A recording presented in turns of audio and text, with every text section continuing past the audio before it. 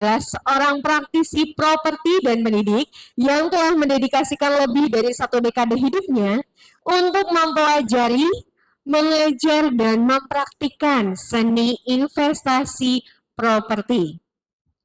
Eric meraih gelar Certified Property Investor pada tahun 2012 dan Certified Property Analyst pada tahun 2013.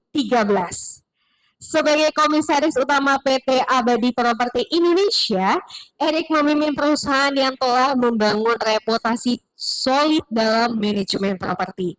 Selain sebagai investor properti, sejak tahun 2012, ia menjadi pengajar di Panenga School of Property, membantu para calon investor memahami konsep dan strategi properti yang efektif.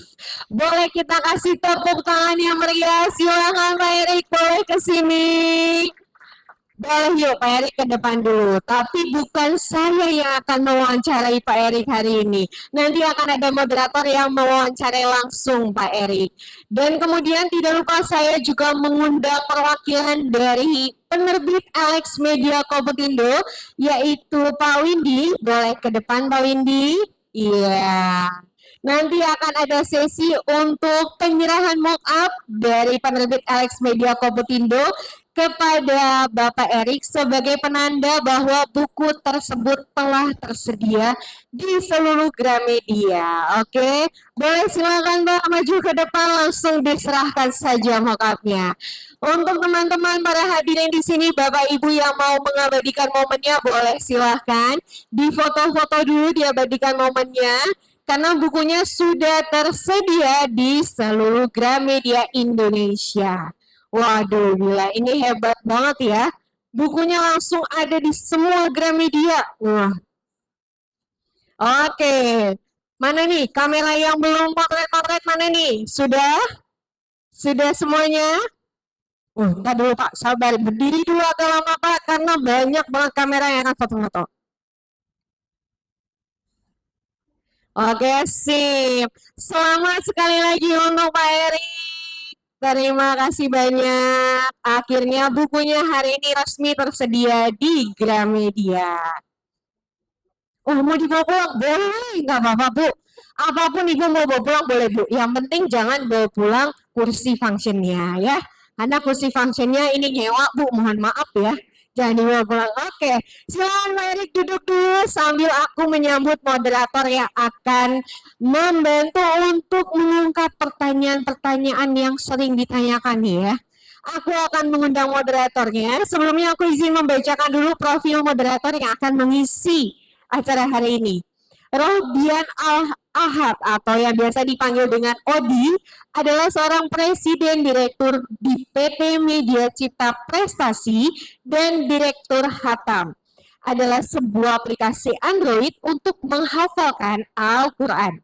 Ia juga merupakan seorang corporate trainer yang berpengalaman di dunia public speaking selama 12 tahun dan memulai karir trainingnya di bidang motivasi, hypnotizing, leadership, service excellence, marketing, dan bisnis. Dia juga memiliki sertifikasi sebagai Certified Certified Hypnotherapist dan juga Certified Hypnotist dari The Indonesian Board of Hypnotherapy yang diterbitkan pada tahun 2010, 2012, 2014, dan 2021. Rohdian Ahmad juga seorang penulis buku dan juga koeditor buku, salah satunya yaitu buku Kapan Punya Rumah. Mari kita berikan tepuk tangan untuk Bapak Odi. Boleh yuk kita langsung undang Pak Odi ke sini. Oke, ini dia Pak Odinya. Oke, siap. Pak Odi sudah siap? Sudah siap. Nanti untuk Bapak Ibu sekalian yang memiliki pertanyaan boleh langsung ya. Boleh langsung bertanya, nanti akan dibantu. Dan karena tadi saya udah sounding, ada berapa kita punya hadiah? 50 tadi ya hadiah kita ya. Banyak banget itu ya. Jadi kita pusing sendiri nanti bagian hadiahnya. Jadi diharapkan untuk aktif bertanya nanti ya. Selain itu tolong dimanfaatkan momen ini untuk mendapatkan ilmu sebanyak-banyak ya. Betul? Betul. Oke, aku izin serahkan acara ke Pak Odi. Silakan. Baik, Assalamualaikum warahmatullahi wabarakatuh. Salam sejahtera untuk kita semua. Om Swastiastu, Namo Buddhaya, salam kebajikan. Baik, semuanya yang hadir pada kesempatan kali ini, saya lihat ini semuanya adalah para calon ahli surga semua nih. Aduh, kelihatan wajah-wajahnya cerah karena ada lampu cerah gitu.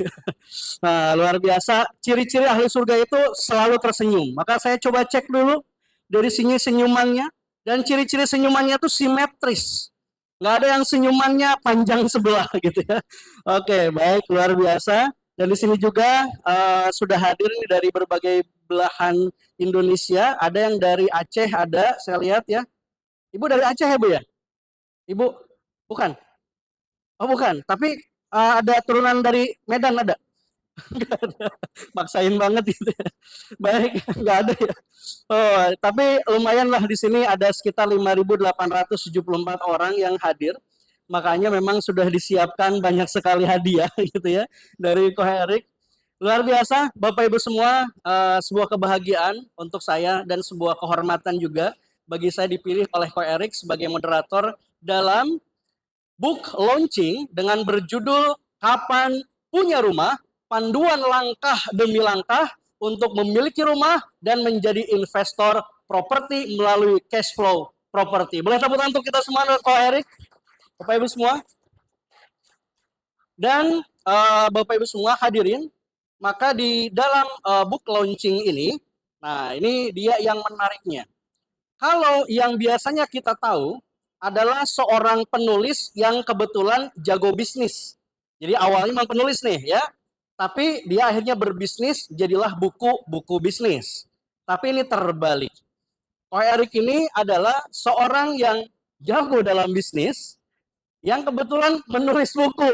Tapi yang luar biasanya, saya sebagai co-editor juga, Bapak Ibu semua, saya sering membaca buku dan baca buku-buku tentang properti. Ketika saya baca, isinya itu berat sekali dan susah untuk dimengerti, bukan pakai sin kecil, sin besar, susah gitu ya, untuk difahami. Tapi ketika saya baca bukunya, setelahnya draft sudah selesai, itu saya tidak kebanyakan ngedit, sedikit sekali, minim sekali editannya, karena ini ternyata begitu jelas sekali, begitu runut sekali, begitu mudah untuk kita ikuti. Maka ini adalah Pak Erik Hermanto, ST, CPI, CPA. Barangkali yang belum tahu CPI itu apa? Certified Property Investor dan Certified Property Analyst. Dan beliau juga memang jebolan dari PSP, Panangian School of Property, luar biasa ya. Dan mengamalkan ya ilmunya, dan sehingga beliau itu memiliki ada 80 apartemen CBD, luar biasa. Tepuk tangan buat Ko Erik. Mengelola 80 apartemen, mengelola 600 kos-kosan ya, dan beliau adalah seorang komisaris juga dari PT Abdi Properti Indonesia, dan juga memiliki ada 4 ya kursus Sakamoto dan Sempua SIP ya, 4, dengan siswanya ada 600, lebih dari 600 siswa. Keren nggak nih?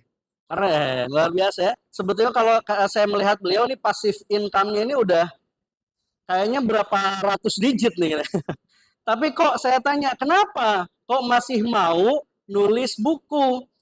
Padahal udah pasif income, ibarat kata udah tidur, aset bekerja. Kalau kita kan kitanya kerja keras, asetnya tidur nih. Kalau beliau ini, beliaunya tidur, asetnya kerja keras. Tapi kenapa masih tadi ada yang bilang testimoni ke depan? Saya melihat Pak Erik adalah sebagai guru. Karena beliau masih aktif ngajar. Ngajar ya kok ya. Nah, aktif ngajar juga, beliau mentor juga, dan bikin buku ini tiada lain tujuannya, Bapak Ibu semua, agar masyarakat di Indonesia ini memiliki rumah, minimal rumah pertama. Sekali lagi boleh tepuk tangan buat Pak Erik. Baik, maka dari itu Bapak Ibu semua, saya ingin Bapak Ibu semua semuanya adalah dalam keadaan fokus.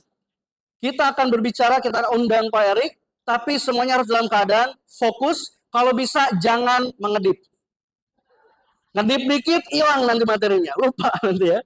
Di sini Bapak Ibu juga jangan kemana-mana, saya emphasize lagi dari MC yang luar biasa sekali, Cici Shirley, ya, bahwa Bapak Ibu yang sekarang aktif, Nanti kalau yang mau bertanya, silahkan bertanya, karena kami juga siapkan 10 goodie bag, gitu ya, bagi yang aktif bertanya. Nah, ya jadi bertanya aja, dulu, apa kok? Misalkan gitu ya, kasih buku gitu ya, goodie bag gitu kan. Nah, ya. Jadi isinya nanti ada notes dan juga ada satu rahasia yang ada ya di goodie bag itu. Dan juga karena Bapak Ibu fokus, saya ingin tes fokusnya dulu. Siap Bapak Ibu semua? Are you ready? Kurang medok. Jawabannya ready gitu ya. Are you ready? Kurang medok. Are you ready? Oke. Tes fokus dulu, ikuti suara saya. Angkat tangan kanan ke atas semua. Ya, semuanya angkat tangan, ikuti suara saya. Bentuk menjadi sebuah lingkaran kecil. Putarkan ke kanan. Makin lama makin cepat. Tempel di dagu. Tahan, Bapak Ibu, tahan. Dagu mana Bapak Ibu?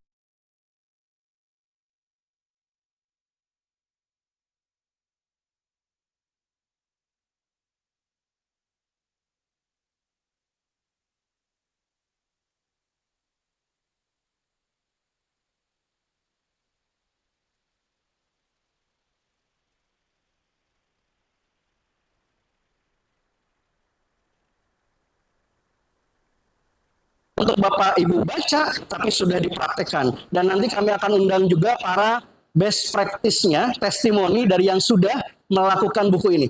Jadi kalau banyak orang bikin buku dulu, baru dipraktekkan. Ini prakteknya dulu soalnya. Baru jadi buku. Jadi memang bukan laboratorium, ini memang sudah jadi. Are you ready, Bapak Ibu? Kurang kencang, are you ready? Mari kita berikan tepuk tangan yang meriah untuk Bapak Erik Hermanto, ST, CBI, CBA. Selamat sore Ko Erik, luar biasa.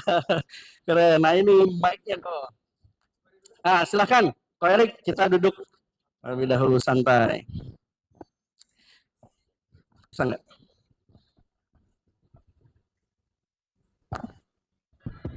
Bisa. Oke. Ko Erik gimana kabar, sehat? Sehat. Luar biasa ya. Ini momen yang luar biasa ya. Iya. Launching ini yang mana dihadiri oleh sekitar 5.000-an orang. Yes. Dari mana-mana belahan dunia, dan kita sekarang sedang di Gramedia Matraman. Ya. Luar biasa. Kami juga berikan terima kasih kebutuhan untuk Gramedia Matraman terlebih dahulu Bapak Ibu semua. Yes. Nah, ini kan biasanya kalau langsung ditanya ke audiens kok, itu belum ada yang nanya. Maka izinkan aku untuk memulai pertanyaan ya kok ya. Boleh. Tapi sebelumnya saya sapa dulu, boleh nggak? Oh boleh sekali, silakan. Iya. Saya. Ya, sebelumnya terima kasih pada pertama Mas Windy ya. Mas Windy yang sudah banyak membantu juga ya, diterbitkan oleh Alex. Mas Windy, angkat tangan dong. Ya, ini kepala redaksinya Alex nih. Kalau mau terbitin buku cari dia aja. Tepuk tangan buat Mas Windy.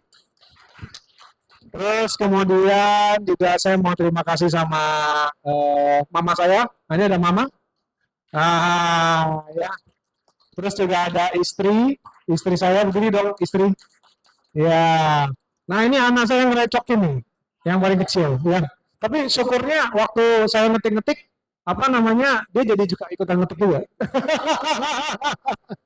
Dan tentunya untuk ini rekan sesama dosen, Pak Benyamin Ginting. Tepuk tangan dong Bapak Benyamin Ginting dong. Ya. Terus juga banyak teman-teman dari PSP, Pandangan School Property, terima kasih atas kehadirannya. Terus juga dari KST ini dari komunitas sahabat donor darah nih, Ibu Ana dari Bandung.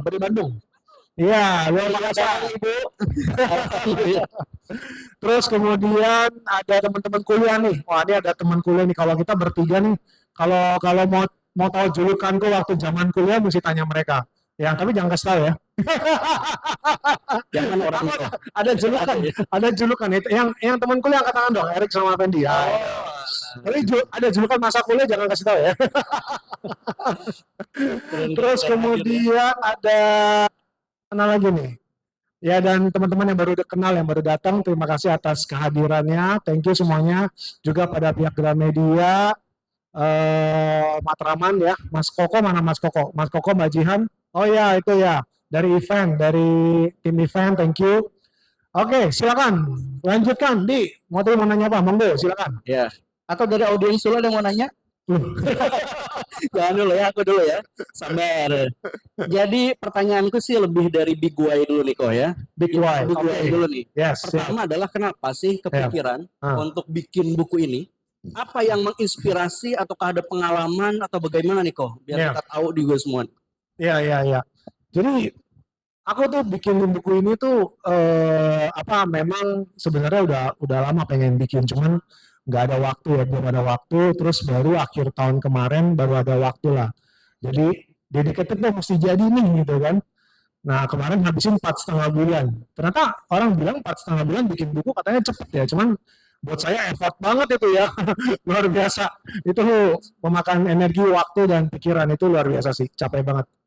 Nah terus ya gitu udah ketemu Alex, bikin pikiran paling sebulan ya udah bisa langsung terbit ya. Ternyata enggak.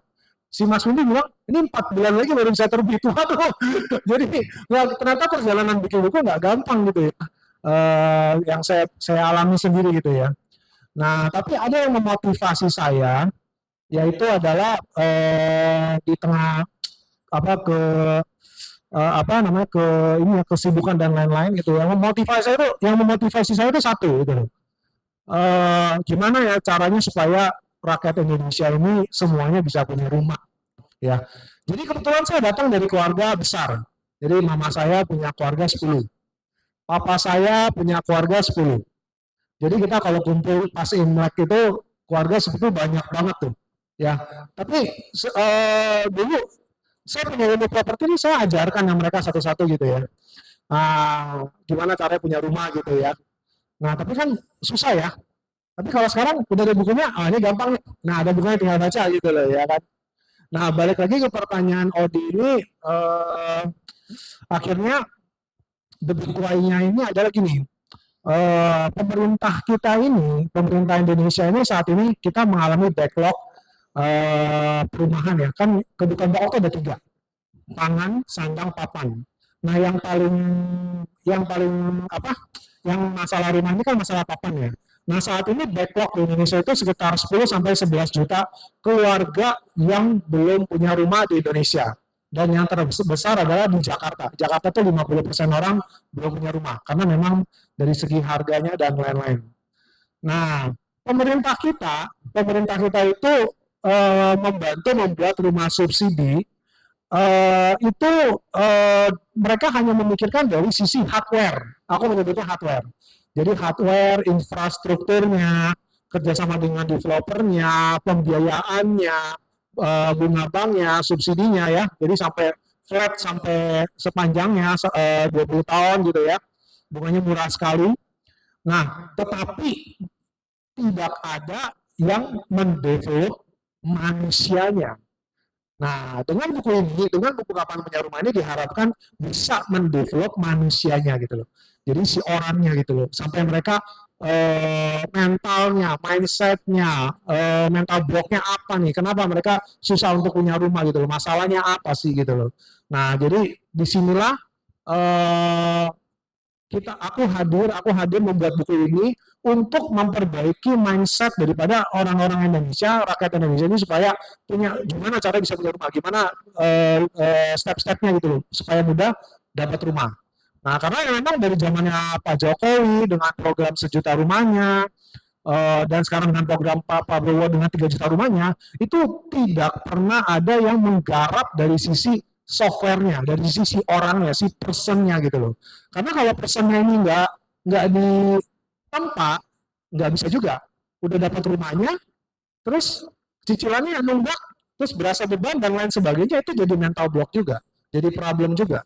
Nah, jadi disinilah buku ini hadir supaya memberikan insight buat teman-teman gimana cara punya rumah, setelah punya rumah, hadapin cicilan, bagaimana caranya menaklukkannya gitu loh. Nah, di situ di buku ini lengkap diutarakan semuanya. Seperti itu deh. Luar biasa sekali. Boleh tepuk tangan dulu Bapak Ibu semua.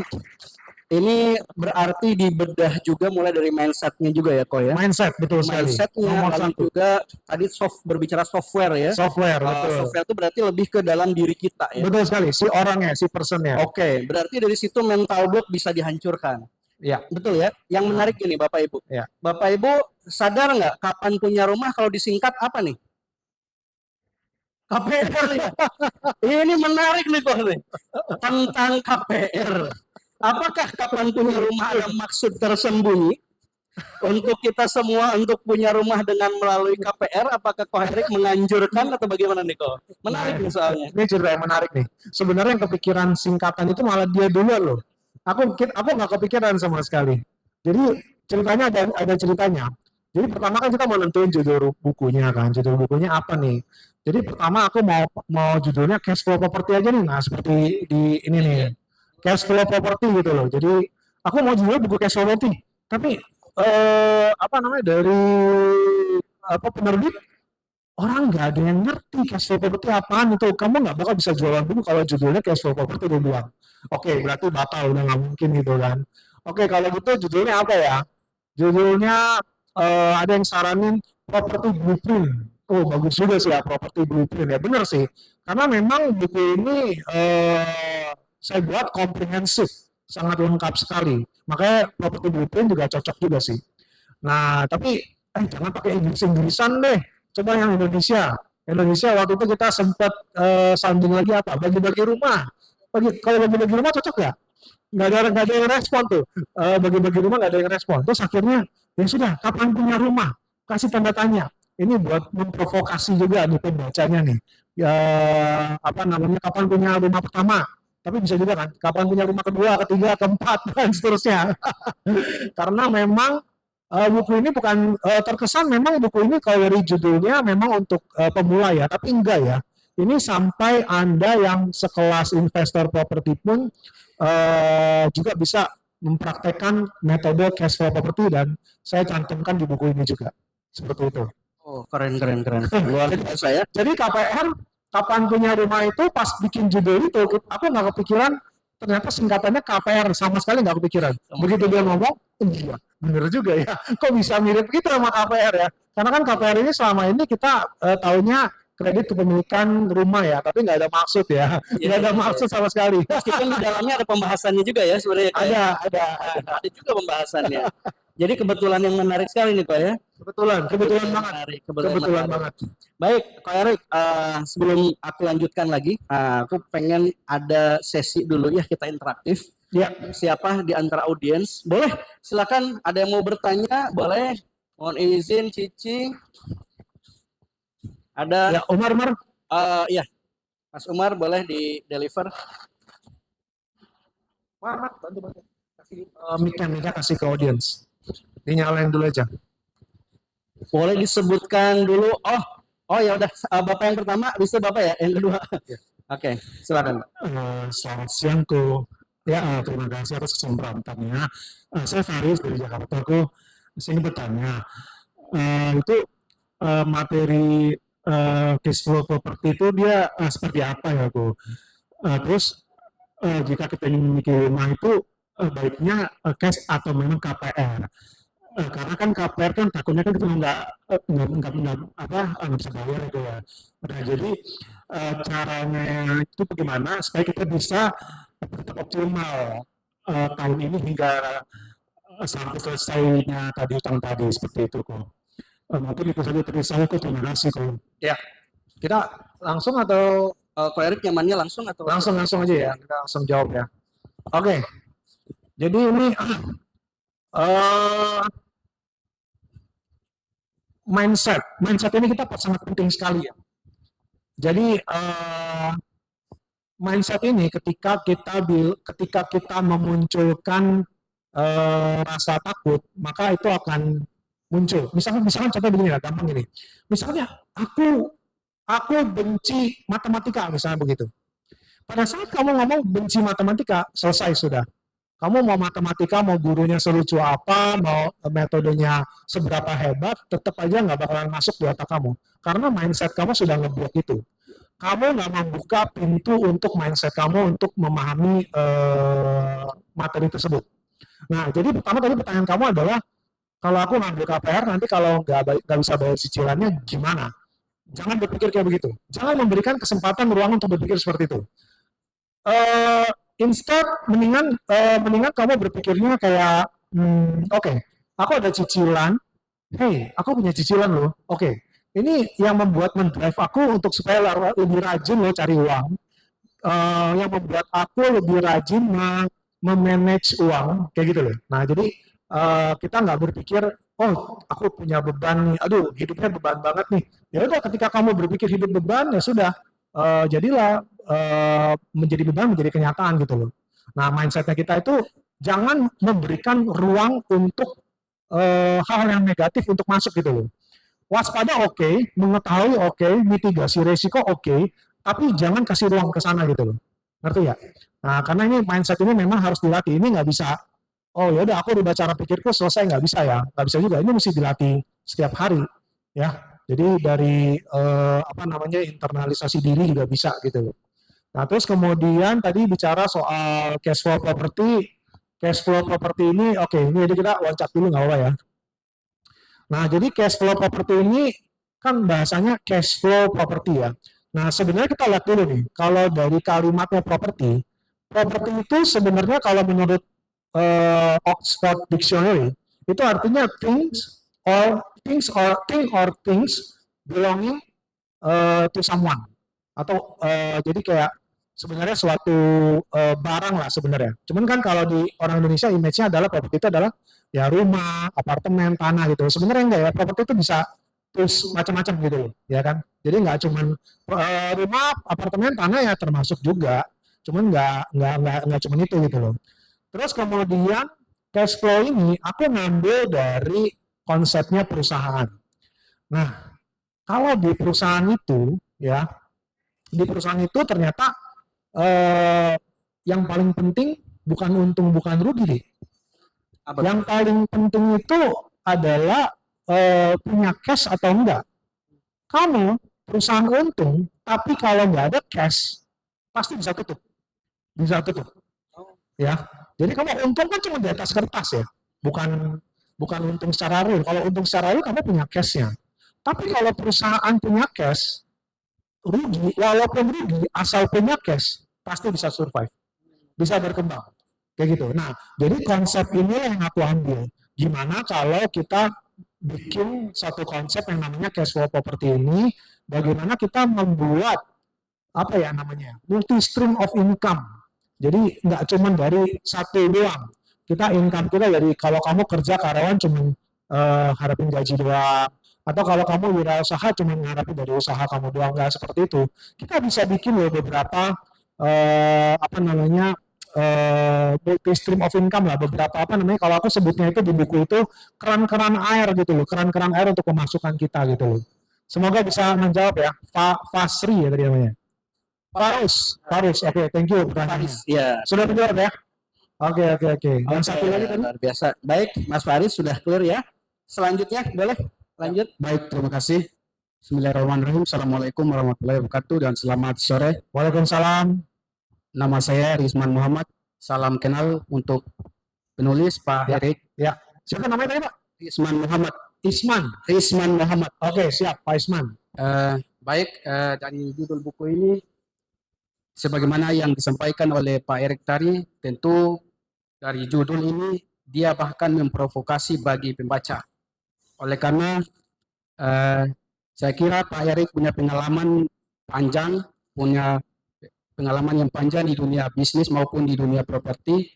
Oleh karena dalam dunia tersebut kita akan menemukan bahwa pengalaman-pengalaman itu ada banyak tantangan dan berbagai macam rintangan yang dihadapi.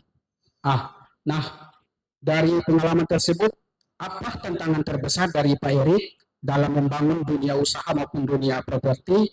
Terus yang kedua adalah bagaimana strategi khusus, ataukah ada strategi yang pengalaman atau dari Pak Erik dapatkan untuk bagaimana memudahkan anak-anak muda untuk memiliki rumah tersebut. Terima kasih. Wah, ya pertanyaan bagus nih. Terima kasih Pak Isman. Tantangan terbesar adalah diri sendiri, Pak. Satu. Jadi diri sendiri, mindset kita sendiri, Pak. Jadi itu tantangan terbesar ya. Kalau kamu bisa menaklukkan diri sendiri, yang lainnya gampang. Itu nomor satu. Nah, saya sangat menyarankan sekali untuk teman-teman yang baik mau punya rumah pertama ataupun mau punya rumah kedua, ketiga dan seterusnya, itu wajib belajar dulu. Itu nomor satu. Belajar dari buku. Sekarang gampang, YouTube ada, mau Google ada. Kita juga siapin training untuk rumah pertama juga ada. Kita siapin toolsnya, semuanya ada. Jadi memang saya perhatikan ya, belum ada sampai saat ini yang menggarap komunitas rumah pertama, itu belum ada. Tahu nggak kenapa, Dik? Kenapa? Karena teman-teman tuh sering bilang ini loh, kaum mendang-mending. Jadi yang aku ibaratnya tuh, banyak orang berpikir aku buat makan aja susah suruh beli buku, aku buat makan aja susah suruh ikut training, mau buru-buru mau beli rumah. Itu udah pola pikir yang salah kayak gitu. Nah, jadi kalau kamu dengan berpikir seperti itu, kamu akan memblok diri kamu sendiri, nggak akan bisa mencapai hal yang lainnya gitu loh.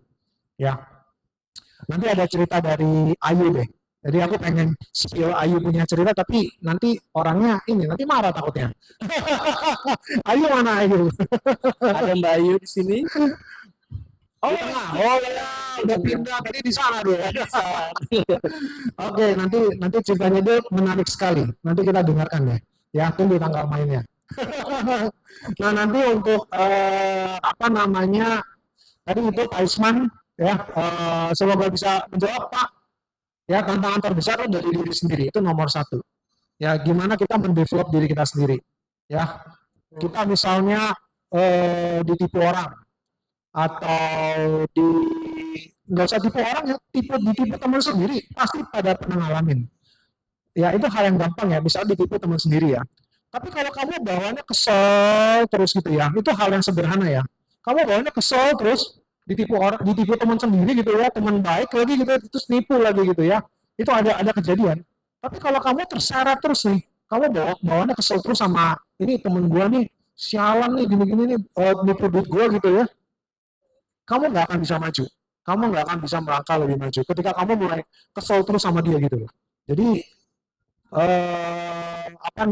kamu yang sikap yang benar dari mental kita dulu. Kita nggak bisa juga ya. Oh, oke, ini teman kita, teman baik udah nipu kita, ya sudah, let go aja, selesai.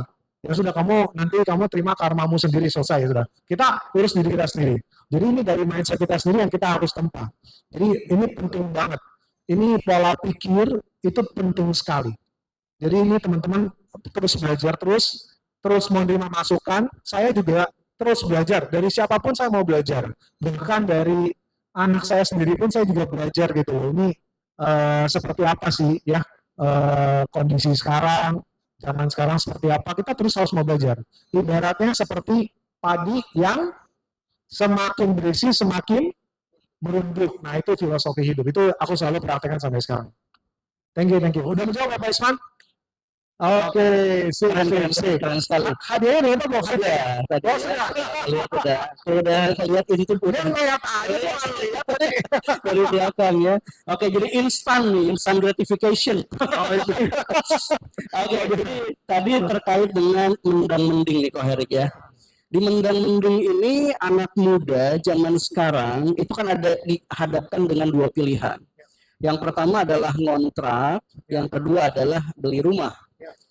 Nah, yang pertama, kalau ngontrak misalkan setahun di angka 25 juta, itu bisa dapat rumah yang oke di daerah misalkan, ya katakanlah agak di pinggir sana, tapi rumah oke. Ya. Sedangkan kalau dengan angka yang sama, beli rumah harganya kecil. Ya. Itu yang pertama. Menurut Ko Herik itu bagaimana? Ya. Yang kedua, orang tua kita zaman dulu usia 20 tahun kok, Ya. itu udah banyak yang kebeli rumah. Ya. Sekarang usia 30 tahun, masih ngontrak nih. Ya. Ya kan? Nah, ini gimana nih? Apa tantangan terbesarnya nih, Kok? Ya, ini menarik sekali. Jadi aku ingin sharing sekali ya. Aku belajar dari mamaku ya. Ini ada mamaku nih di sini. Jadi mamaku beli rumah tahun 1980. Itu pas aku lahir tuh, 1980 ya. 1980 itu dia beli rumah 50 ribu per meter persegi di daerah Jelambar, Jakarta Barat. Ya, 50 ribu. UMR, saya mengadakan riset kecil-kecilan, ya. Ternyata UMR tahun 1980 itu adalah Rp15.000 per bulan, ya. Kemudian tahun 2016 harga rumah mama saya itu 10 juta per meter, ya. UMR pada tahun 2016 3,1 juta per bulan. Secara perbandingan adalah sama, ya. Secara compound interest, growth-nya itu setiap tahun dari 1980 sampai 2016 itu 36 tahun naiknya 15,8%. Mirip dua-duanya. Apa yang membedakan? Bedanya apa? Dulu iklan nggak pernah datang ya, sekarang datang sendiri iklannya ya. Jadi beda ya. Mungkin dari tentunya banyak faktor dari inflasi dan lain-lain. Dan yang paling terutama sih memang sekarang kan kita lihat sosmed semuanya, lihat Instagram, lihat TikTok, semuanya iklan datang sendiri ya. Kita cari apa? Kita cari baju, nanti 10 baju, 10 toko lainnya datang nawarin langsung di handphone kita. Begitu mudahnya ya dapat iklan gitu. Ya gimana orang nggak tergoda ya. Nah, jadi apa namanya, ini budaya konsumtif ya, kita juga mesti paham. Nah, jadi yang membedakan itu kalau dilihat dari apple to apple dari sisi UMR dan harga propertinya sebenarnya growth-nya sama, nggak ada bedanya. Nah, cuman berarti caranya yang mesti dirubah. Nah, kalau saya mengambil filosofi dari Confucius. Confucius itu bilang begini, kalau kamu punya tujuan kamu nggak tercapai, bukan tujuannya yang dirubah. Tapi cara mencapai tujuannya ini yang kamu harus rubah. Kayak gitu. Nah, sekarang ini anak-anak muda Gen Y sama Gen Z ini memang cara pendekatannya yang kita harus rubah. Karena udah beda, jalannya beda. Nah, kemudian balik ke kontrak ataupun beli, nah ini balik kepada kenyamanan masing-masing ya. Jadi banyak sekali di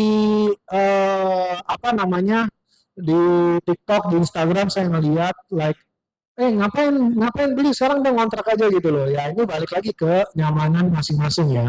Sebenarnya kalian tuh lebih suka kontrak atau beli? Lebih nyaman kontrak atau beli? Ya, memang kontrak itu gampang sekali nih, nggak ribet. Ya, kamu tinggal hubungannya sama si pihak pemilik rumah, selesai. Tapi kalau beli rumah, kalau kamu mau KPR, kamu hubungan sama orang bank. Kamu ngomong nggak cuma nama penjual, bisa juga nanti ada agennya, bisa juga nanti dengan notarisnya. Terus kemudian kamu harus tahu pajak-pajaknya. Terus kemudian nanti kamu harus tahu nanti cicilannya gimana, cara bayarnya dan seterusnya gitu loh. Memang lebih ribet untuk beli rumah, tetapi kita harus pikirkan juga jangka panjangnya. Nah, aset rumah itu, properti itu nggak akan pernah turun. Kenapa? Karena prinsip scarcity. Tanah itu nggak mungkin terbentuk 2 kali. Tanah itu hanya sekali. Ya, buktinya mamaku ya beli tanahnya, beli rumah tahun 1980, 50.000 per meter, 2016 jadi 10 juta per meter persegi. Ya itu kan luar biasa ya, that's the power of property yang terbukti mengalahkan inflasi. Ya, seperti itu. Iya, betul, luar biasa. Mungkin kalau tanah udah nggak ada, pindahnya ke laut kayaknya Pak ya. Baik, Bapak Ibu, silakan, keren sekali tadi jawabannya. Jadi mending mana ya itu kembali lagi ke ini, tapi ya disarankan ya punya rumah pertama meskipun ada challenge ininya ya. Oke, ada lagi Dan satu lagi mau tambahin ya. boleh. Pembelian rumah mungkin bisa jadi adalah salah satu pembelian terbesar dalam hidup kita. Iya. Itu bisa jadi. Yes. Nah, tapi di balik itu sebenarnya apa ya? Jadi kalau beli rumah bukan cuma beli rumah. Sebenarnya kalau beli rumah itu menambah kepercayaan diri kamu dalam hal finansial. Hey, gue bisa beli rumah loh ya kan. You being proud of yourself gitu loh. Kamu sudah membuktikan gitu loh. Dan itu penting banget loh. Ketika kamu punya rumah, kamu financial confidence kamu tuh langsung meningkat gitu loh. Yes. Ya kan? I can do like what others cannot do. Ya. Jadi ketika financial confidence kamu meningkat, langsung berubah semua cara pikir kamu, cara pandang kamu, cara pola kelola uang kamu, itu langsung akan berubah dengan sendirinya gitu loh. Dan otomatis jadi magnet juga rezeki yang lainnya masuk ya, karena Yes, betul financial sekali. confidence-nya luar biasa. Yes, betul sekali. Wah, keren-keren. Yes. Saya jadi teringat dari quotes-nya Ko Erik di situ, ada di dalam bukunya. Wherever you go, even paradise, you will miss your home. Wah, keren banget ya. Keren banget gitu ya. Kemanapun Anda pergi, meskipun itu ke surga, gitu ya, kamu akan rindu dengan rumah kamu. Itu keren sekali. Yes, thank you. Quotes-nya. Bisa dibaca tuh di quotes itu ya. Ada di buku ya? Ada di buku, aku udah baca soalnya gitu kan. Oke, baik, kita izin kembali lagi dulu Boleh. ke audiens. Kayaknya udah mulai numpuk juga pertanyaan. Atau mungkin Audiens. testimoni dulu? Boleh. Kalau gitu gini, ada nggak pertanyaan? Tidak ada? Oke, belum ada ya. Nah, sambil menunggu kok, Boleh. itu di dalam buku ini, Bapak Ibu semua, kita mungkin ada sebuah pemikiran, ya, apakah bisa semuanya, semua orang bisa.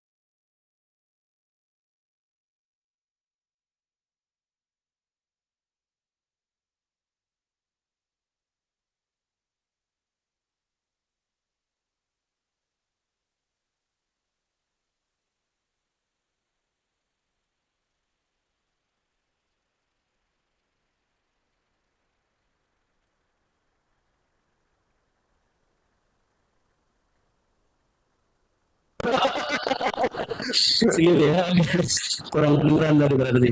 Nah ini dia yang akhirnya beliau ini ada di buku nih. Di bukunya ada. Jadi ini memang best practice ya kok ya. Yes. Best practice yang sudah membuktikan dan ada di buku. Artinya kalau sudah ada best practice maka kita juga semua bisa kebeli rumah. Saya lihat nih orang masih muda semua di sini gitu ya. Muda-muda semua, ada 17 tahun ya, lewat-lewat dikit lah ya. Masih muda ya. Nah, ada yang pengen punya rumah, tapi ada juga yang punya rumah yang ketiga barangkali di sini ya. Nah, ini kita akan undang nih kok ya. Ini Bu Hetty nih, Bu Hetty. yang rambutnya putih ini, ya paling muda betul. Yang paling muda nih. Luar biasa. Ini jadi panutan saya juga karena beliau sampai umur 86 masih suka investasi loh. Masih terus investasi bareng kita. Luar biasa. Buat Bu Hetty luar biasa. Masih investasi ya Bu ya? Waduh, di bidang apa nih Bu? Spill. Terutama properti ya. Oke. Yes. Gitu. Luar biasa. Luar biasa Bu Hetty. Panutan. Siap. Baik, tadi saya sempat mention ya, yaitu orang yang best practice itu, mari kita undang, berikan tepuk tangan meriah untuk Miss Ayu. Bapak Ibu, silakan. Ya. Maju ke depan. Silakan maju. Sini maju. Ini dia. Luar biasa nih. Oke. Nggak apa-apa. Nanti dibantu jaga mafia. Miss Ayu boleh di sini di tengah-tengah.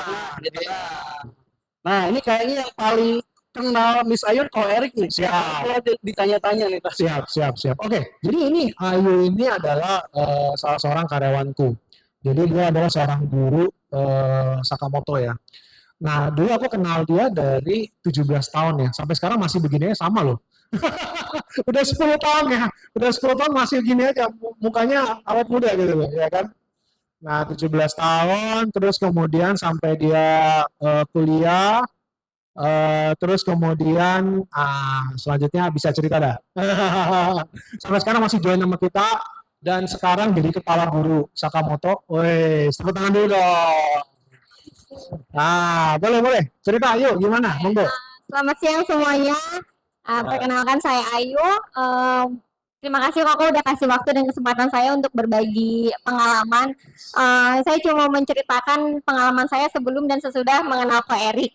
Jadi pertama kali ketemu Ko Erik itu tahun 2012, itu tepat setelah saya lulus SMA. Jadi memang dari dulu tuh saya sama sekali nggak ada kepikiran untuk lanjut kuliah. Karena memang keterbatasan biaya. Jadi ya udahlah, saya pikir saya mau cari kerja, habis itu mungkin ngumpulin uang lalu lanjut kuliah. Nah, jadi waktu itu alhamdulillahnya ngelamar kerja di tempat Ko Erik dan langsung diterima. Nah, terus ya saya mikirnya waktu itu ya udahlah jalanin aja dulu gitu. Nah, sampai suatu saat Ko Erik itu emang suka banget berbagi ilmu dan pengetahuan yang dia punya. Jadi setiap ada karyawan baru itu dia pasti ngadain seminar untuk cara mengelola keuangan. Nah, jadi di tahun 2012 itu Ko Erik ngadain seminar untuk saya dan rekan-rekan yang lain juga yang masih baru, bagaimana sih cara mengelola keuangan yang baik. Itu sudah gitu setelah bisa mengelola keuangan, bagaimana caranya untuk investasi yang baik gitu. Dan waktu itu belum masuk gimana cara beli rumah, jadi gimana cara mengelola keuangan dulu gitu. Nah, saat di seminar itu semakin saya dengar perkataan Ko Erik itu semakin pikiran saya itu menolak gitu. Jadi setiap Ko Erik ngomong pasti masuk kuping kanan, keluar kuping kiri karena yang dia katakan itu adalah misalnya kamu gajian nih, pertama harus dipos-posin dulu uangnya menjadi 4 pos waktu itu. Jadi setiap gajian selalu ingat nabung dulu. Kalau misalnya udah nabung, sisanya baru sisanya baru kita bagi-bagi ke pengeluaran harian gitu. Nah waktu itu setelah seminar ya saya ikutin caranya Ko Erik. Oke kita nabung dulu, habis itu sisanya kita buat pengeluaran. Tapi akhirnya tabungannya pasti bakal tetap kepake karena pertama kali yang saya list dalam sebelum gajian itu pasti kan pengeluaran ya, dan pengeluaran itu selalu lebih besar dari gaji saya setiap bulan. Jadi pasti nggak ada uang gajian yang bisa untuk ditabung walaupun cuma 100.000 waktu itu. Alhasil sampai akhir tahun 2012 nggak ada hasil sama sekali. Setiap Ko Erik ngajak seminar lagi untuk guru-guru yang lain kan kita pasti selalu suruh ikut. Ya udah saya cuma dengerin ya Ko Erik mah bisa aja ngomong kayak gitu karena udah kaya gitu, pasti gampang ngomong kayak gitu. Saya mikirnya apa ya, kayak itu berat banget. Ko Erik tau gak sih, karena Ko Erik tuh nggak ada di posisi saya saat itu gitu. Sampai akhirnya tahun 2013 ada rekan baru, itu namanya Desna, dan itu titik mula mungkin saya bisa berubah gitu. Desna itu kan juga sama ya, karyawan baru pasti ikut suruh seminar juga sama Ko Erik. Nah waktu itu saya kaget aja, si Desna ini kok bisa ya dia ngikutin, padahal ilmu yang didapat sama dari Ko Erik, orang yang menyampaikan juga sama, tapi kok kenapa dia bisa nabung terus uang tabungannya diinvestasikan ke LM. Waktu itu Ko Erik nyuruh kita untuk beli LM daripada emas perhiasan ya Ko ya. Nah terus saya teliti, kok dia bisa ya, kok saya enggak. Padahal kalau dipikir saat itu orang ini, teman saya ini adalah dia seorang perantau, otomatis pasti pengeluaran dia itu lebih banyak dari saya karena saya masih tinggal sama orang tua. Dia harus bayar kos, saya nggak perlu. Dia bayar biaya makan, saya nggak perlu, tinggal makan, mama udah masakin gitu. Jajan segala macam kita sama, tapi kok dia bisa ya gitu. Padahal gaji pasti lebih besar saya karena saya lebih dulu gitu. Terus setelah saya lihat-lihat, ternyata orang ini itu disiplin. Itu dulu saya lihat, oh dia disiplin dan konsisten, sedangkan saya enggak. Aku mikir, loh sayang banget ya kita dapat ilmu yang bagus dari orang yang sama, tapi dia bisa praktekin, saya enggak. Nah saya itu tipe orang yang nggak mau kalah. Jadi oke, dia bisa, kenapa saya enggak gitu. Jadi saya coba, saya kan pokoknya karena suka nanya kan, biasa gimana nih LM-nya udah berapa gitu. Saya dengerin udah segini gram. Kok dia bisa ya gitu. Ya, ada tantangan dalam diri saya. Jadi saya coba dengerin trik dari Desna, ternyata benar sebenarnya ilmu yang dari Ko Erik itu nggak ada yang salah sama sekali. Kalau kita tekun, kita konsisten, itu bisa dilakukan dan itu berhasil. Jadi saya coba benar-benar setiap gajian saya berapa persen dari uang gaji itu saya tabung. Nah sisanya mau nggak mau, cukup tidak cukup, itu harus untuk biaya sehari-hari. Jadi pas udah kayak gitu ya, biasanya kalau kurang nih, aduh apa nih yang dikurangin. Jadi kita yang mikir sendiri, cari cara sendiri. Oh biasanya teman-teman pada jajan, kita pasti ikutan.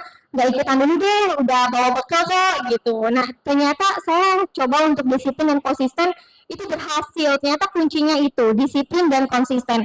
Jadi walaupun kita kadang baca buku, dapat ilmu dari orang lain, tapi kalau kitanya sendiri nggak konsisten, ya percuma ilmu-ilmu itu gitu ya kok ya. Nah sampai akhirnya di tahun 2013 akhir, saya coba untuk beli LM pertama saya, dan itu saat beli LM pertama saya pegang barangnya, wah jadi kecanduan. Di tahun-tahun berikutnya 2014, 2015 saya beli, sampai di 2016 itu ada cara lain untuk beli LM, saya kenal BSI.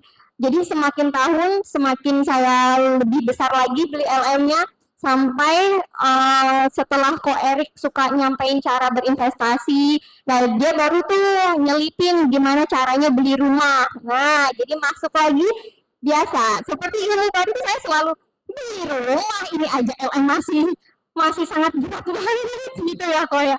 Tapi saya kembali lagi orangnya suka ditantang. Jadi teman saya bisa langsung yang Cidesna itu setelah investasi LM dia bisa beli tanah di kampungnya. Itu saya heran.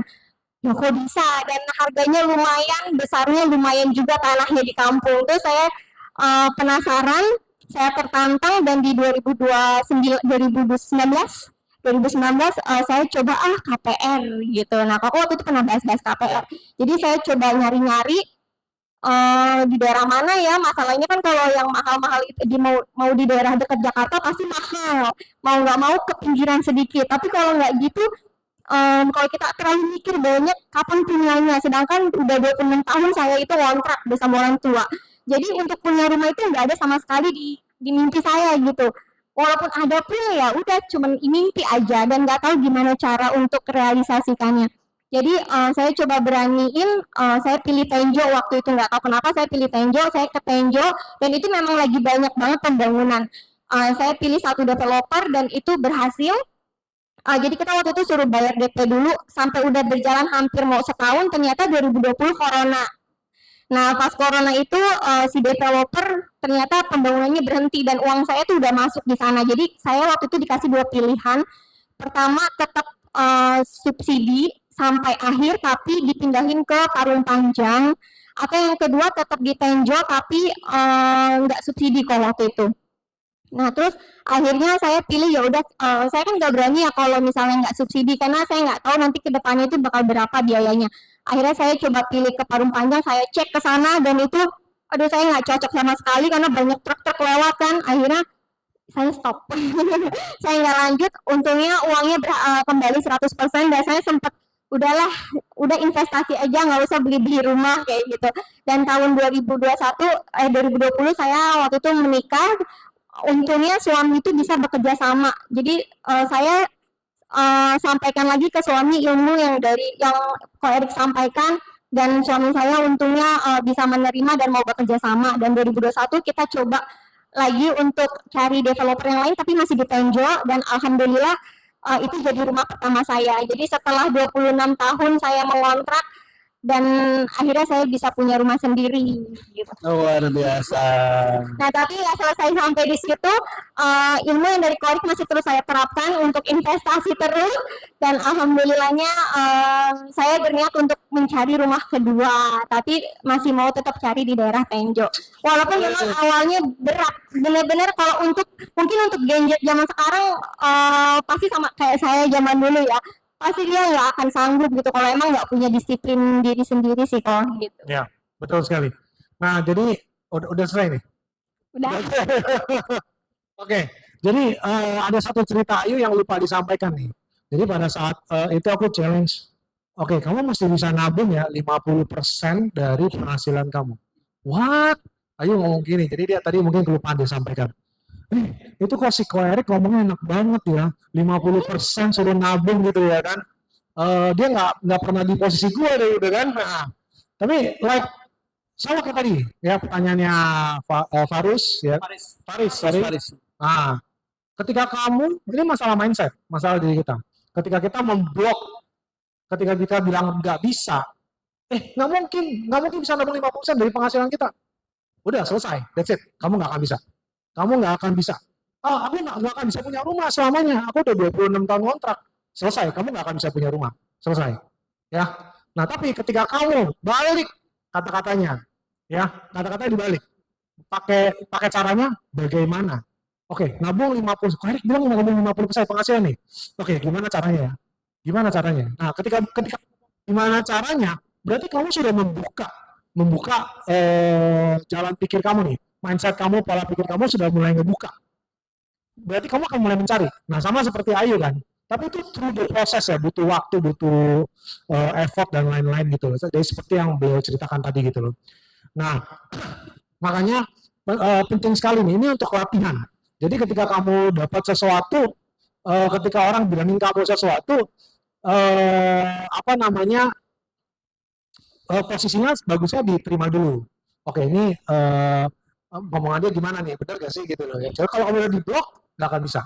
Nah, jadi thank you banget sharing yang luar biasa dari Ayu. Tepuk tangan yang meriah dong buat Ayu sekarang. Luar biasa Mbak Ayu, terima kasih.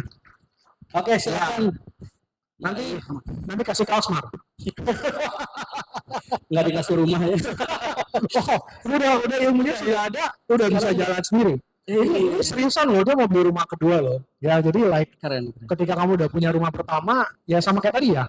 Once kamu udah pegang LM, the fisiknya, kamu pegang LM nih. By the way, ilmu LM-nya aku belajar dari mamaku nih, ya. Jadi aku kebetulan sangat beruntung sekali punya mama yang investasi LM dari gadis. Jadi aku udah ngelihat sendiri gitu ya. Aku punya apa namanya contoh teladan ya. Jadi aku belajar LM dari mamaku.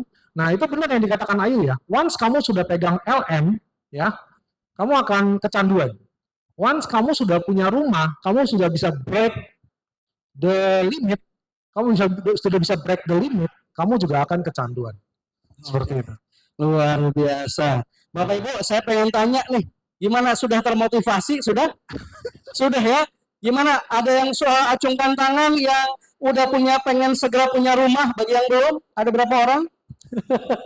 Wah, udah ada ya. Jadi pengen punya rumah ya. Nah, ini toh. Silakan kembali lagi toh. Ya, balik lagi. Nih, aku mau ada satu sedikit ini ice breaking sedikit untuk Bapak Ibu, bagaimana caranya ya. Ini adalah tentang mengenal cara. Nanti Ko Erik mohon dikasih tahu cara gimana caranya. Tapi Bapak Ibu, saya izin. Bapak Ibu tadi kan ikuti suara, sekarang ikuti gerakan ya. Bapak Ibu harus temukan gimana caranya bisa seperti yang saya lakukan. Oke, tangan keduanya ke depan. Ikuti gerakan sekarang. Ikuti gerakan saya. Spill dong. Gimana caranya Pak Erik biar bisa punya rumah? Oke.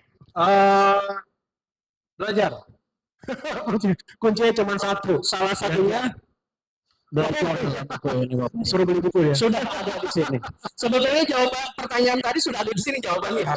Satu teknik mungkin kok ya, spill dikit. Itu kan banyak daging semua nih. Saya baca daging semua. Oke. Gimana Pak? Mungkin aku bisa share dari pengalaman rumah pertama kali ya. Jadi aku kebetulan, aku kan 3 saudara ya. Aku 3 saudara, aku anak sulung. Jadi kedua adikku cewek. Jadi waktu itu aku masih tinggal sama mamaku kan. Nah, 2016 aku married. Kita cari rumah. Nah, pertama tentuin dulu ya budget ya pasti ya. Ini budgetnya kita mau berapa? Sesuai penghasilan kita di berapa? Terus kemudian yang berikutnya adalah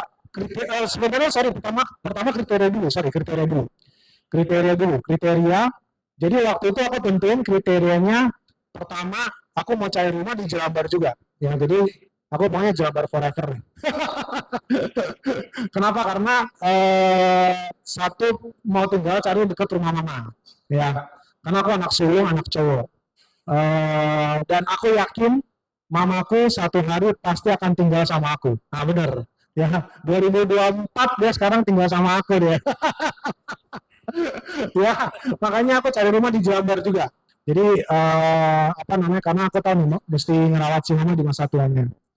Nah, terus kemudian kenapa di Jelambar? Nah, ini kan subjektif ya.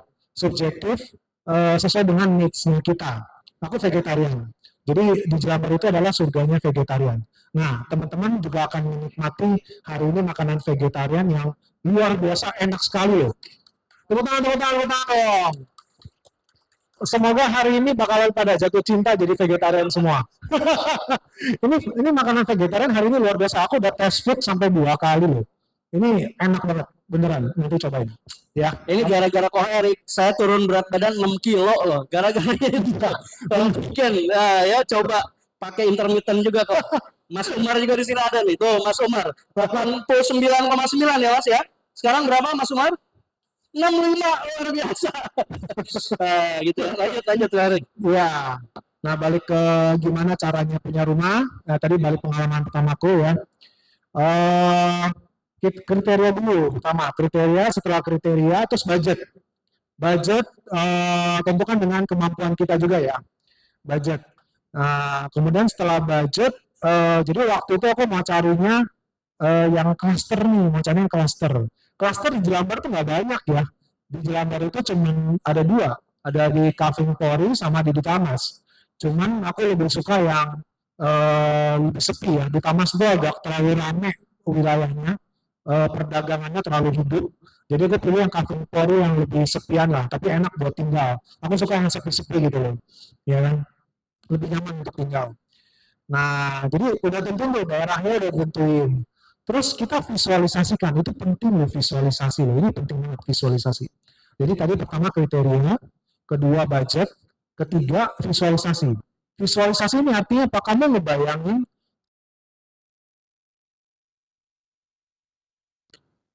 ini penting loh, dalam melakukan hal apapun, visualisasi ini seringkali yang terjadi adalah sesuai yang kita bayangkan.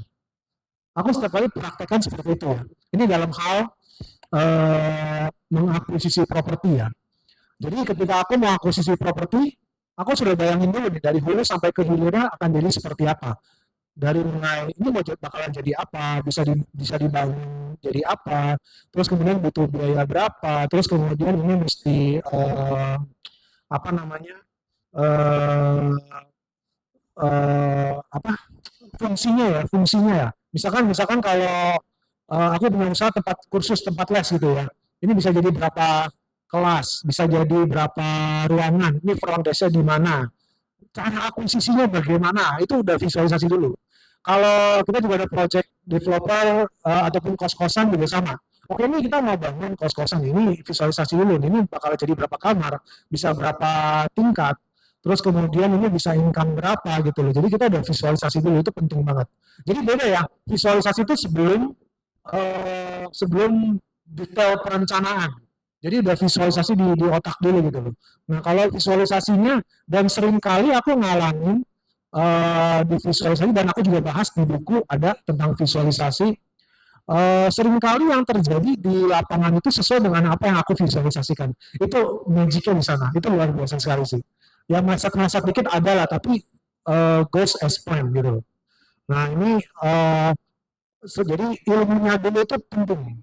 Jadi udah tadi pertama kriteria, budget, visualisasi, ya ilmunya ya, ilmu cara akuisisinya gimana, KPR-nya seperti apa, ya terus mitigasi resiko gimana, itu kan ilmunya banyak sekali.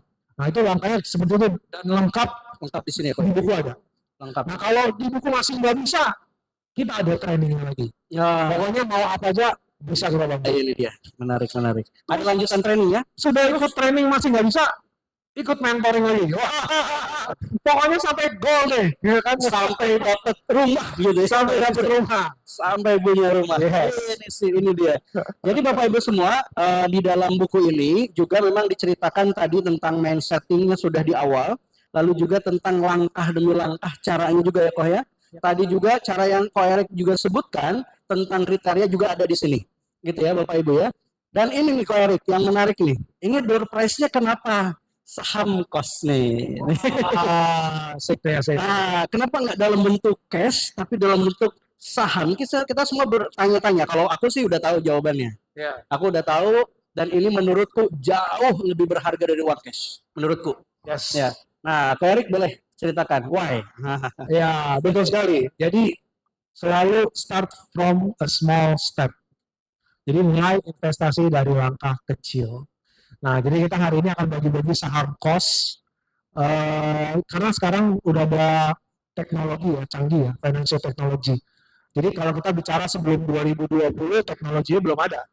Tapi setelah 2020, teknologinya ada. Satu kosan bisa diakuisisi sampai ratusan orang secara legal, aman, dan transparan. Ya, nah jadi hari ini kita akan bagi-bagi saham kos. Nah, Oke, keren. jangan pulang dulu. Sayang satu ini Bapak. Baik, silakan kita buka lagi mungkin satu atau dua pertanyaan terakhir. Silakan Bapak Ibu, ada yang mau Yes. bertanya? Boleh. Masih ada waktu ya, moderator. Apa namanya? Acara Ya, masih seksi ada. acara masih ada waktu ya? 15 menit lagi. Oke, siap 15 menit lagi. Lanjut. Oke, Bapak yang di belakang dulu ya. Silakan. Terima kasih, selamat Pak Erik. Saya setuju dengan pengalaman dari Ibu Ayu ya. Problem kita itu adalah bagaimana menanamkan pengelolaan secara dasar ya. Dan itu seperti yang dialami oleh Bu Ayu itu tidak mudah untuk mengubah mindset. Jadi kan itu 10 tahun ya. Jadi di negara kita itu belum ada secara sistematis diajarkan bagaimana mengelola keuangan secara basic. Dan itu sebabnya mindset itu kita akhirnya seperti memadamkan api yang kecil-kecil, kemudian harus mulai dari awal lagi, dan orang belajar dari start from the beginning, dari salah, kemudian bangun lagi. Itu satu, bagaimana menurut Pak Erik, kita sama-sama di bidang pengajaran ya, membangun suatu komunitas yang sadar dan bagaimana kita menularkan kepada orang-orang yang banyak begitu secara efisien mungkin. Satu. Kemudian yang kedua, saya sudah baca bukunya Pak Erik ya. Kenapa batas yield-nya itu 8%? Kenapa nggak 10%? Kenapa nggak 15%? Kenapa tidak dibandingkan dengan inflasi begitu? Makasih. Wah, ini beneran baca nih tadi. 8%. Boleh, Pak. Ini teman lama nih, dokter nih. Dokter, thank you dokter. Ini Dokter Widianto adalah seorang dokter terkenal nih, Opjin di RSCM. Jadi kalau mau dapat Dokter Widianto, kalian mesti ngantri loh, nggak gampang loh. Ya, thank you dokter udah datang. Dan dokter ini luar biasa, sangat generous sekali. Beliau beli buku saya.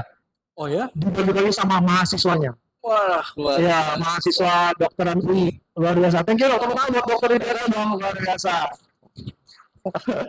Jadi teman-teman boleh juga ya. Jadi itu benar ya yang dikatakan Dokter Widianto benar ya. Jadi memang makanya ini salah satu yang memotivasi saya nih bikin buku itu. Sekarang kalau ada yang kalau dari dokter bilang apa lebih kecil, nih baca. Udah ada toolsnya dok, ya. Jadi ini semua udah lengkap.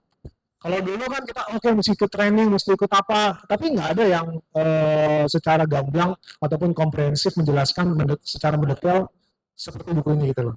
Nah di sini ada semuanya. Jadi toolsnya ini satu,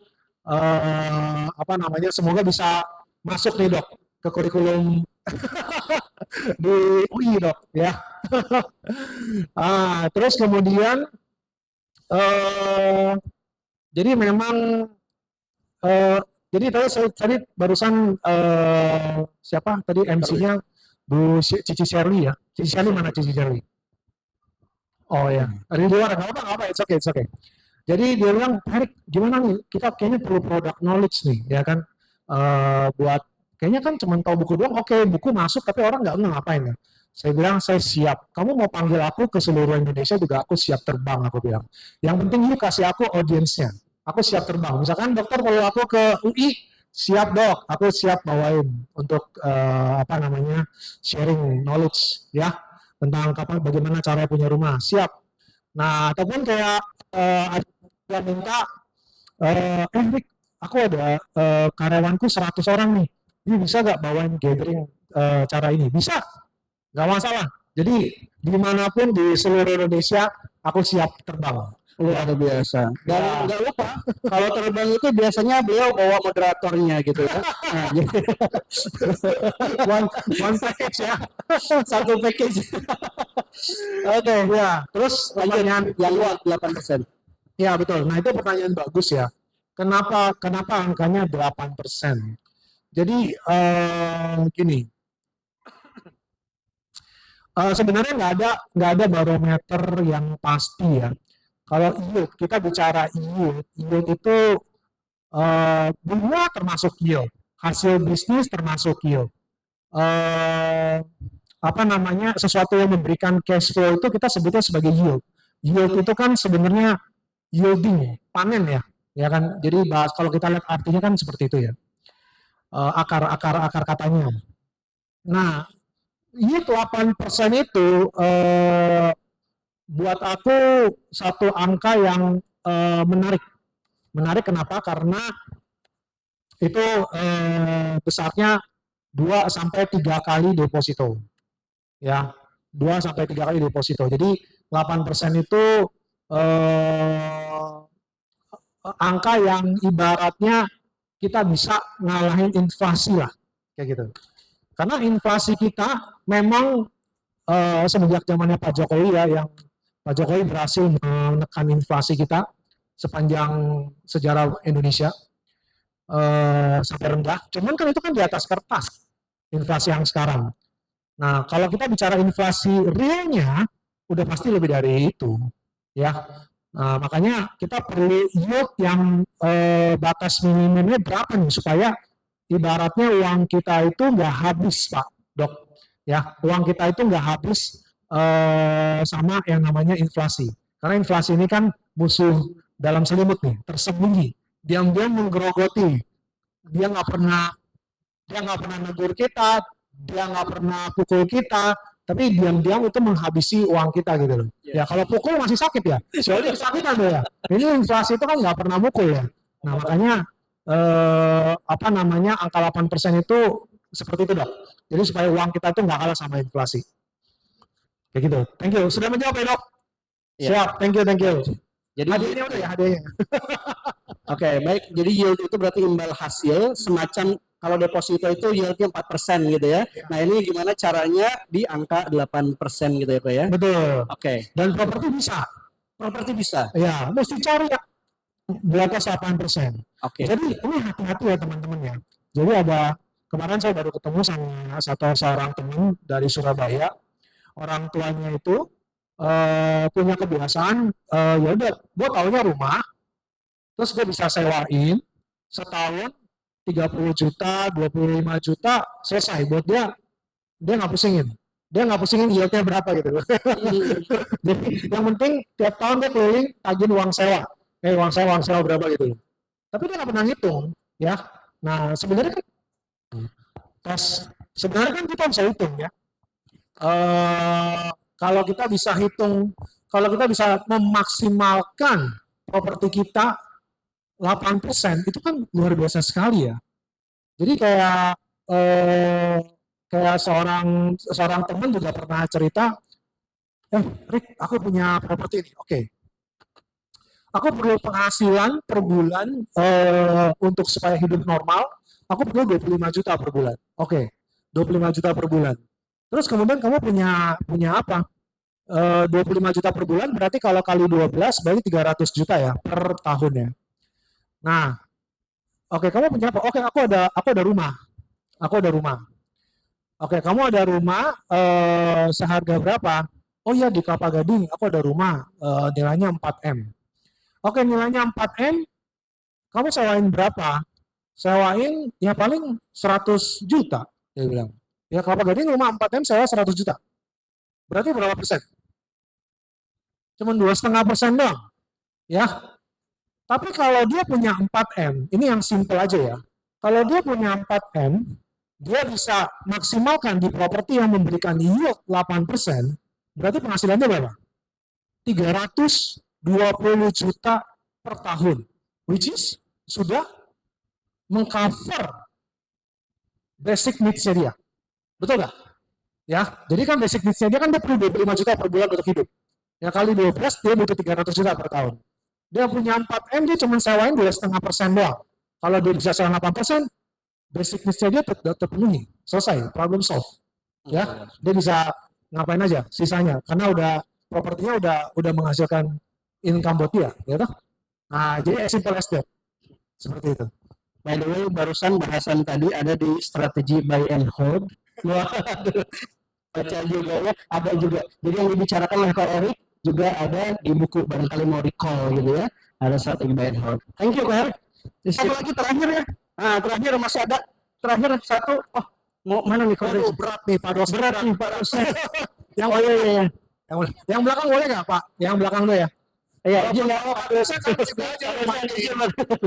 sudah duluan yang belakang tadi. Ya, Oke, terima kasih. Perkenalkan nama saya Luisa Silalai. Saya dari Jakarta Selatan. Saya selama mahasiswa ngekos.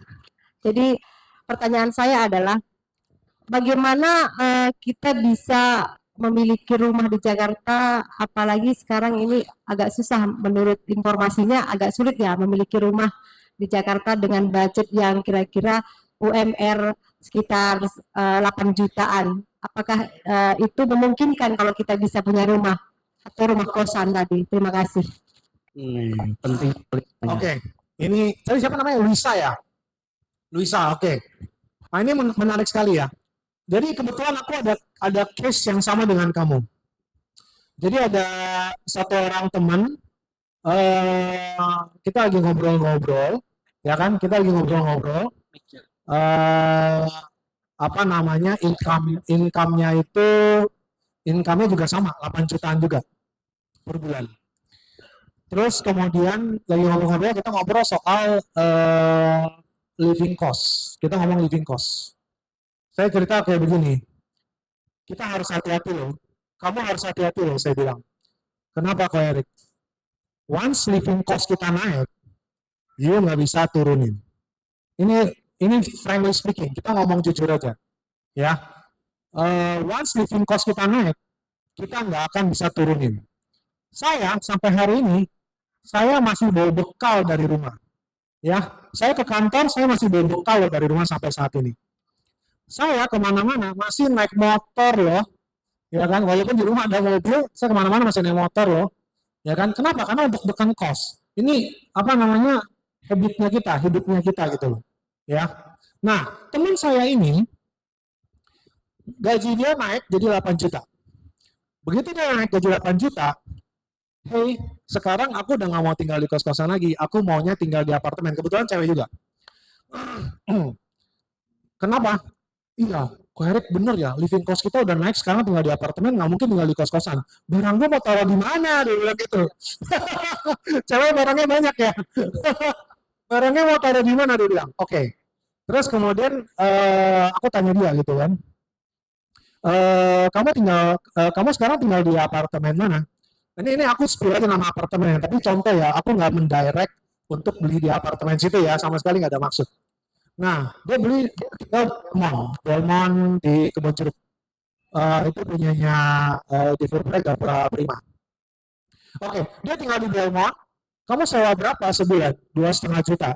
Oke, terus kemudian kamu bayar listrik air berapa? 700.000. Oh, sebulan berarti baru 3,2. Hei, gaji kamu kok 8 juta, kenapa nggak beli aja? Nggak kepikiran dia. Oh, nanti kalau aku beli, berarti aku mesti tinggal selamanya di sana dong. Dia mikirnya begitu. Aku bilang, enggak. Kamu nggak perlu tinggal sama, jangan berpikir kayak itu. Kamu nggak akan tinggal sama di sana. Kamu mau merit, nanti kamu mau ikut suami, kamu bisa lepas. Nggak ada bedanya kamu beli sama kamu sewa, nggak ada bedanya, saya bilang. Sekarang harga apartemen lagi jatuh-jatuhnya. Harga apartemen saat ini lagi jatuh-jatuhnya. Nah, ini teman-teman boleh dengar nih. Ini saatnya kalian boleh masuk. Ya, di Belmont tipe studio itu paling 300 juta. 250 kamu pinter-pinter cari harusnya dapat. Tinggal kita pinter-pinter nyari barang murah. Ini keunggulan barang secondary. Ya. Nah, itu juga dijabarkan di buku ini, ada. Jadi cara hunting barang tuh ada juga di situ. Ya. Nah, kemudian si orang ini kamu pikir kalau harganya nih misalkan kita anggap aja 300 juta ya. 300 juta kamu tarik 20 tahun, cicilan sebulan cuma 3 juta. Nggak ada bedanya sama dia sewa. Kenapa dia nggak beli aja? Karena dia nggak tahu gitu loh. Nah, itu kamu bisa coba. Ya, apartemen itu di Jakarta masih banyak yang di harga itu. Di harga 300-an juta masih banyak. Nah, itu salah satunya Belmont di Kebonjeruk tipe studio. Ya. Nah, itu kamu harus berani challenge yourself untuk beli itu gitu loh. Ya kan? Ketika kamu berani challenge yourself, ketika kamu bisa beli rumahnya, ya, itu hidup kamu akan berubah. Cara pikir kamu, cara pandang kamu, cara kelola uang kamu, itu semuanya akan berubah. Nah, itu kamu bisa coba praktekkan. Sudah menjawab pertanyaannya, Luisa? Sip. Luar biasa. Terima kasih pertanyaannya. Terakhir Mohon izin silakan Pak dosen.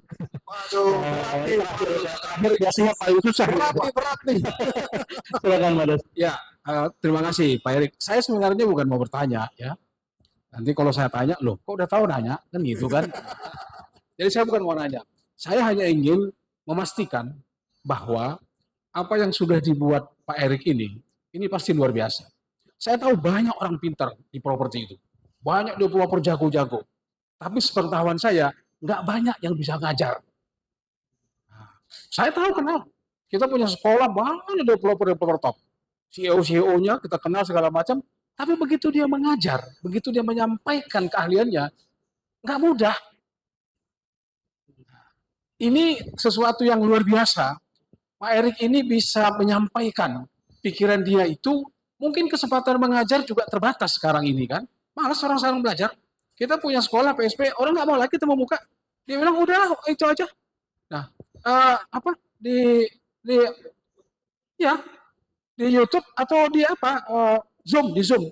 Bapak tahu nggak? Kalau di kelas saya ngajar tanya Pak Erik ini, saya bisa 300 orang Pak, semangat saya ngajar. Bapak tahu sekarang saya ngajar 2 orang ngajar, saya ajar. Karena saya kan nggak lihat orangnya. Saya anggap aja ada 2.000 orang di Zoom itu. Jadi saya ngomong aja saya enaknya begitu-gitu. Ada 2 orang, apa? Nah maksud saya, ini langka produk seperti ini. Buku ini pasti luar biasa, bermanfaat untuk kita sebagai khususnya bagi orang yang bertanya-tanya terus dalam pikirannya, kapan punya rumah? Kalau Bapak ini kan nggak nanya dia kapan punya rumah. Kapan mau jual rumah gua? Lagi itu. Itu nanti sesi kedua dari Pak Erik. Kapan mau saya menjual? Kapan? Tapi kalau pertanyaannya, kapan saya punya rumah? Ini persoalan yang paling berat. Apalagi di Jakarta. Di Jakarta itu hampir tidak mungkin orang punya rumah. Kalau menunggu dia sempat. Kalau menunggu dia punya kemampuan untuk beli rumah. Nggak ada. Nggak bisa tempat. Sampai kapanpun makin lama makin jauh, makin lama makin jauh, makin lama makin jauh. Jadi yang ada apa? Yang ada adalah kesempatan seperti Bu Ayu tadi. Kalau ada kesempatan, segala resikonya ambil.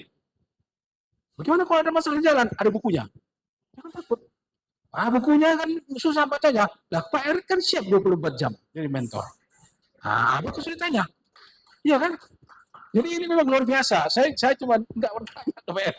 Kalau saya tanya ke Pak Erik, pasti nanti Pak Erik bilang, loh, Papa udah tahu kok nanya lagi kan gitu. Jadi saya ingin memastikan, betul, memang luar biasa. Saya datang juga ke sini sebenarnya dalam pikiran saya tadi kan, apa yang saya dukung? Karena Pak Erik ini kan teman saya. Selain juga dulu kelas murid saya, tapi dia juga jadi apa? Dan juga saya hampir tiap hari berkomunikasi sama beliau. Ya kita saling support lah ya, Pak Erik ya. Nah makanya itu sebenarnya mau saya sampaikan Pak. Jadi betul apa yang kata Pak Erik ini, buku ini pasti luar biasa. Buku ini bukan dibuat karang-karangan mimpi-mimpi dia, bukan. Ini adalah dari pengalaman-pengalaman. Nah saya juga bisa berbuat seperti itu Bu ya. Saya itu berpengalaman hampir 30 tahun gitu. Baru saya berani ngomong. Kalau dulu kan saya ngomong gini, apa benar ya? Jangan nggak benar ini gitu kan? Nah, jangan nggak benar ini gitu. Nah setelah saya yakin, tadi seperti kata Pak Dokter, dia tanyakan, itu yield 8% itu bagaimana sebenarnya pengertiannya? Kalau dihubungkan dengan inflasi Bapak bilang kan Pak ya. Sebenarnya ukuran orang sukses untuk berinvestasi itu, dia selalu mengukur dengan inflasi. Minimal 2 kali inflasi, minimal. Kalau 2 kali inflasi itu dikatakan sukses. Tapi di Indonesia nggak cukup. Inflasi katakan 5 untuk 10%. Ngapain 10%? Jual beras aja bisa 20%, jual sayur bisa 12%. Nah, di properti itu nggak segitu itu.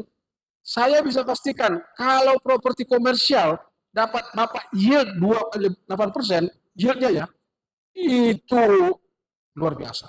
Kenapa? Karena yang diharapkan itu bukan hanya yieldnya, dia ada apresiasinya. Yield ini kan imbal hasilnya.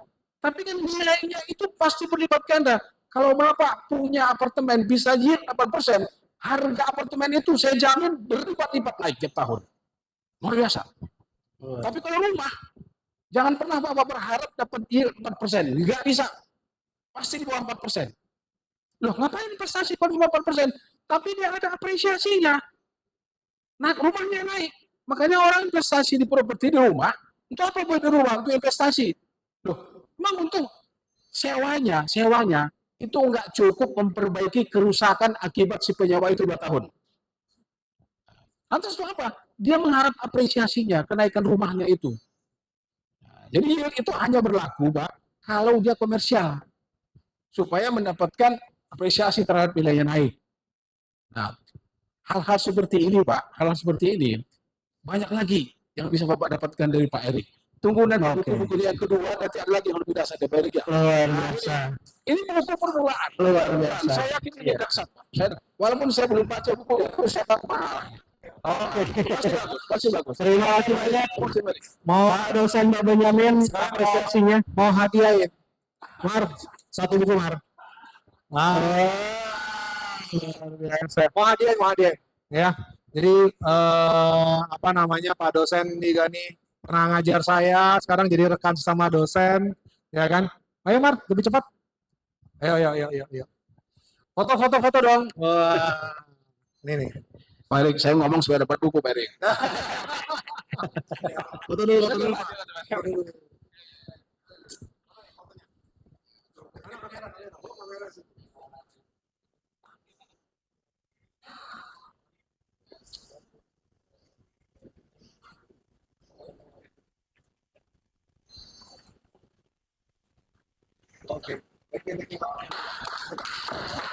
Baik, luar biasa. Terima kasih banyak Pak dosen Pak Benyamin atas apresiasinya yang luar biasa, memang betul begitu ya, life changing.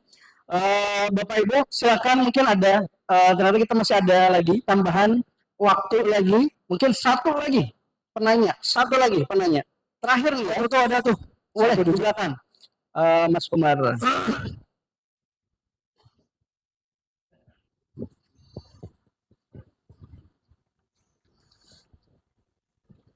Makasih moderator, nama saya Victor. Saya simpel aja Pak Erik.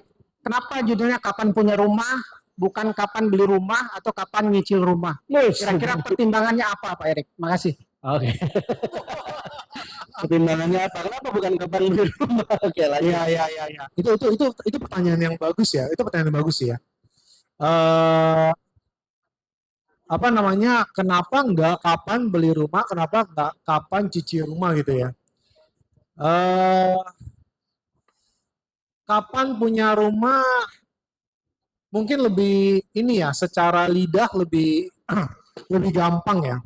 Kan kapan punya rumah kan, kalau misalnya kalau ketemu biasanya apa? Ketemu orang-orang, kapan kawin? Kapan punya rumah ya? Nggak mungkin orang nanyanya kapan beli rumah? Nggak mungkin ya, nggak mungkin. Kapan nyicil rumah? Nggak mungkin kan. Kapan punya rumah? Nah, gitu kan. Punya juga itu bisa jadi berbagai cara kan. Tujuannya kan punya gitu ya. Tujuannya punya. Bisa beli boleh ya kan? Mau nyicil boleh, yang penting punya kan gitu. Ya, ada benernya juga ya. Jadi supaya saya mencoba untuk bahasa-bahasanya di dalam itu dipermudah banget. Terus juga dari judulnya supaya lebih akrab ya, lebih akrab di telinga gitu ya. Jadi lebih enak. Jadi makanya kita pilih kapan punya rumah. Kayak gitu. Menjawab ya Pak Victor? Baik. Cukup menjawab. Baik. Terima kasih Bapak Ibu semua. Pertanyaan sudah kami tutup. Ini adalah sesi yang terakhir Pak Erik, yaitu adalah sesi closing statement. Oke. Nah, silakan Pak Erik, mau disampaikan sesuatu tentang buku ini para kita. Nah gitu ya, para tamu undangan yang hadir, kenapa sih perlu beli buku ini gitu ya, dan closing statementnya, silakan Pak Erik. Oke. Jadi teman-teman bisa ya, maksudnya jadi yang kalau tadi awal saya cerita ya, kan saya punya 10 saudara, dari mama 10 saudara, dari papa 10 saudara. Sekarang kalau saya mau bilang, kamu mau belajar caranya punya rumah, nih baca. Jadi udah ada toolsnya, di sini semua dibikin lengkap. Jadi kamu bisa juga hadirin ke temen loh. Saya yakin sekali teman-teman di sini, ada loh saudara kita, teman kita yang susah punya rumah, ya kan? Pengen punya rumah tapi nggak tahu caranya. Nah udah, kamu bisa hadirin buku ini loh. Nah sama seperti teman saya nih yang dari Bandung nih, Ana ya. Ana dari Bandung dia sudah menghadiahkan ke temennya loh untuk, kamu belum punya rumah ya? Boleh baca buku ini loh. Ya, jadi bisa juga kamu beli lebihan maksudnya, ya kan? Beli banyakan buat bagi-bagi gitu, ya kan? Atau bisa juga reward ya buat karyawan. Ini buat karyawan nih udah kerja lama nih, mau biar belajar, ini sebagai langkah awal beli buku ini gitu loh. Nah, Jadi ini satu. Kemudian yang berikutnya, buku ini terdiri dari 3 bagian besar. Jadi aku bagi menjadi 3 bagian besar. Bagian pertama itu tentunya untuk yang punya rumah pertama. Bagian kedua itu adalah kepompong investor. Jadi kepompong maksudnya nggak bisa ya. Jadi kalau saya bikin piramida hierarki properti itu ada lima tahapan. Tahap pertama itu paling bawah itu adalah kita pertama pasti tinggalnya sama rumah orang tua dulu ya, ataupun sama rumah mertua. Nah, kemudian tahap berikutnya masuk ke kontrak dulu, ataupun sewa, ataupun ngekos. Itu bisa seperti itu. Tahapan berikutnya, kamu mulai berasa, aku udah sewa, aku udah ngerasain tinggal sendiri. Gimana ya rasanya kalau punya rumah sendiri? Kamu baru kepikiran seperti itu, punya rumah sendiri. Nah, setelah kamu punya rumah sendiri, berikutnya kamu mulai mikir kayak seperti Ayu tadi. Gimana ya caranya punya rumah kedua? Dia belum mikir investor properti, dia belum mikir. Ya, dia masih mikir, ini di rumah gue kok gampang disewain ya? Ada yang nyewa loh rumah sebelah gue gitu kan? Nah, kita pasti akan lihat dari sekeliling kita dulu. Oh, oke, ternyata bisa disewain. Menarik juga ya. Bisa dapat penghasilan tambahan. Kita punya uang loh. Ayo mikirnya, kita punya LM loh. Kita udah siap beli satu lagi loh. Kayak gitu. Nah, jadi dia pasti akan mikirnya ke sana. Rumah, kita sebutnya sebagai rumah investasi. Nah, setelah kamu udah punya rumah investasi, maka tahapan berikutnya masuk ke investor properti. Nah, investor properti di sini banyak nih, teman-teman nih. Banyak investor properti nih di sini. Ya. Nah, jadi bagian kedua, kepompong investor itu kalau saya umpamakan kayak ulat ya. Ulat, kepompong, kupu-kupu, ya kan? Nah, itu kan ada tahapannya tuh. Sebelum kamu jadi kupu-kupu, sebelum jadi investor, tentu harus ada bridging-nya, harus ada jembatannya, harus ada stepping stone-nya. Nah, di buku ini juga dijelaskan, bagian kedua ini tentang kepompongnya ini, kepompong investor ini, langkah-langkah stepping stone-nya, jembatannya, untuk kamu naik kelas sampai jadi investor. Nah, bagian ketiga itu di ultimate one, yaitu adalah tentang investor property. Bagaimana kamu menjadi seorang investor property dengan metode cash flow property. Nah, ini yang saya ajarkan tentang cash flow property seperti yang baju yang dipakai oleh Aji. Tepat pilih properti, passive income tiada henti. Tepuk tangan dulu dong. Nah, jadi dia tanya gue dong, kok baju gue beda sih?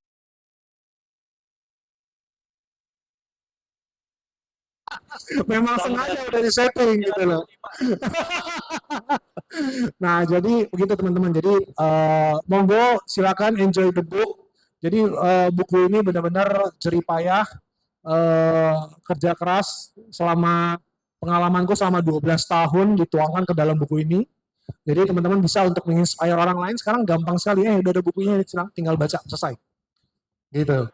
Ya, thank you. Baik. Luar biasa Bapak Ibu semua. Boleh berikan tepuk tangan meriah untuk Erik Hermanto. Sangat jelas, sangat clear sekali Bapak Ibu semua. Dan tadi dijelaskan tentang piramida hierarki properti yang semoga kita semua semakin berada di puncak.